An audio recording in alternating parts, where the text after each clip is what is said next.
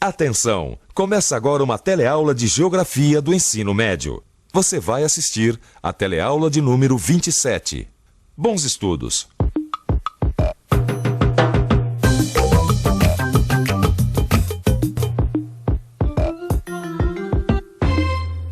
Na teleaula de hoje, você vai ficar sabendo alguns aspectos do processo histórico da formação do Nordeste.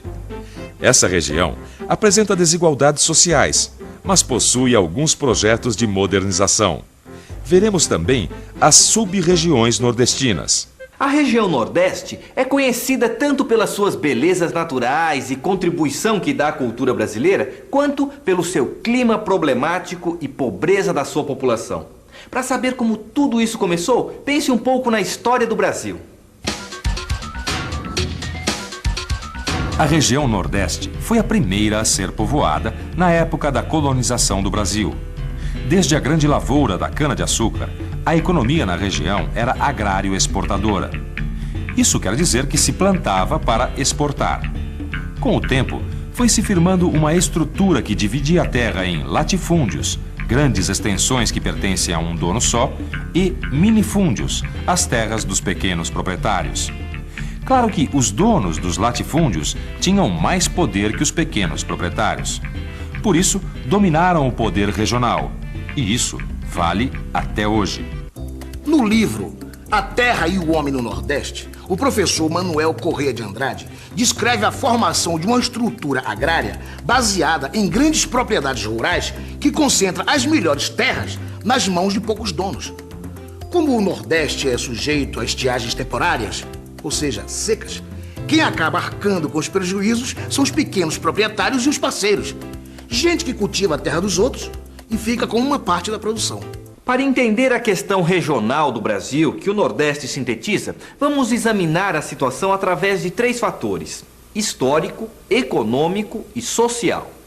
Primeiro, historicamente, a estrutura agrária é muito concentrada. Pouca gente é dona das melhores terras.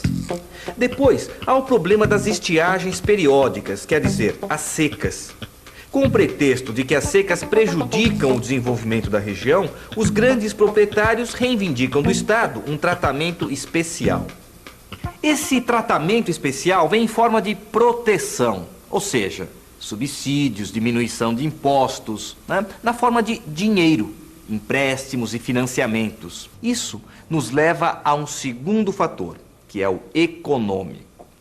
A estrutura das grandes propriedades deu espaço para que os grandes proprietários também dominem o capital comercial.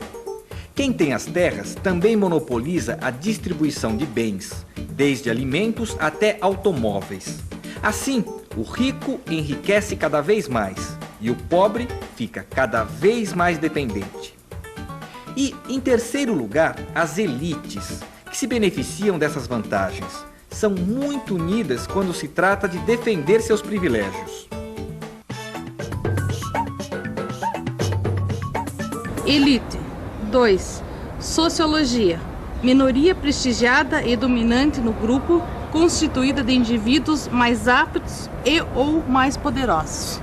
As elites nordestinas continuam a defender os seus privilégios, apesar da existência de polos de desenvolvimento, como a industrialização das metrópoles e a modernização da agricultura na zona da mata, nos vales irrigados e no Rio São Francisco. O regionalismo nordestino, representado pelas elites, resiste a mudanças em sua base de sustentação política e social. E isso acentua as desigualdades da distribuição de renda. Pois é, Vicente, essa parte está entendida. O Nordeste mudou, agora essa mudança não atingiu a maioria da população, não. Olha, a maioria do povo, tanto no campo quanto na cidade, não melhorou de vida, hein? Pois é, agora a gente precisa saber melhor como que funcionam esses projetos que querem levar a modernidade para o Nordeste. Esse que é o negócio. Pois é. SUDENE quer dizer Superintendência do Desenvolvimento do Nordeste. O objetivo da SUDENE era modernizar o campo e industrializar. A partir da década de 70, projetos como o Polo Petroquímico de Camaçari, perto de Salvador, na Bahia, e a irrigação ao longo do Vale do Rio São Francisco criaram fronteiras de modernidade. Bom, o Nordeste passa por um bom momento hoje, tanto que a economia da região está crescendo um pouquinho acima da média do país. E algumas tendências são importantes. Primeiro, é de consolidar antigas potencialidades e novas potencialidades que já vinham se revelando. Por exemplo, a produção de grãos no Nordeste. E isso está ocupando toda a porção oeste do Nordeste, que vai da Bahia subindo para o Piauí e para o Maranhão. O fortalecimento de uma tradição industrial na região. Uma segunda tendência importante é a mudança que está acontecendo no semiárido, onde dominava a pecuária, o algodão e a policultura. O algodão desapareceu e hoje o desafio é remontar a base produtiva. E algumas atividades estão se firmando muito bem, como a produção de mel no Piauí, a produção de flores no Ceará. E a terceira tendência, essa é mais recente, é da melhoria das condições de vida da população, que termina se refletindo no aumento do consumo. O Brasil hoje cresce puxado pelo consumo e o Nordeste lidera o crescimento do consumo. Isso é uma novidade. Outra fronteira que atua diretamente sobre o domínio agromercantil do Nordeste é a energética e de recursos. Dessa fronteira faz parte a Petrobras, estatal que atua na exploração de petróleo e gás natural offshore, quer dizer, fora da costa, no mar. Campos, Rio de Janeiro. Queridos pais, lá na escola técnica eu não imaginava como seria esse estágio aqui na base da Petrobras. E não é aqui só não. A Petrobras tem bases de apoio, terminais e instalações de beneficiamento em diversos pontos do litoral, desde onde estou aqui no Rio de Janeiro até Natal, no Rio Grande do Norte. Industrialização, modernização da agricultura e exploração de minérios. Existem complexos territoriais no Nordeste que incluem minas e indústrias para a produção de ferro, metais ferrosos, bauxita e alumina, soda e barrilha. Há também plantações para a produção de papel e celulose e meios para transportar tudo isso. Dutos, quer dizer, encanamentos especiais para transporte de minérios, ferrovias e terminais especializados. A região Nordeste pode ser dividida em 4 sub-regiões: a Zona da Mata, o Agreste, o Sertão e o Meio Norte. A Zona da Mata é mais úmida, tem solos férteis e se estende ao longo do litoral, desde o Rio Grande do Norte até o sul da Bahia. Nessa área está concentrada a maior parte da população da região, principalmente em grandes cidades como Recife e Salvador. 3 núcleos econômicos importantes podem ser identificados na Zona da Mata. O primeiro é o litoral açucareiro, o segundo é o recôncavo baiano e o terceiro é o sul da Bahia, onde predomina o cultivo do cacau em grandes propriedades. O Agreste se caracteriza por ser uma área de transição entre a Zona da Mata e o Sertão e é marcado pelo Planalto da Borborema. Do lado leste do Planalto estão as terras mais úmidas. Do outro lado, em direção ao interior, o clima vai ficando cada vez mais seco. A estrutura fundiária do Agreste é basicamente formada de pequenas e médias propriedades. O Sertão é uma área de clima semiárido, com escassez e irregularidade de chuvas.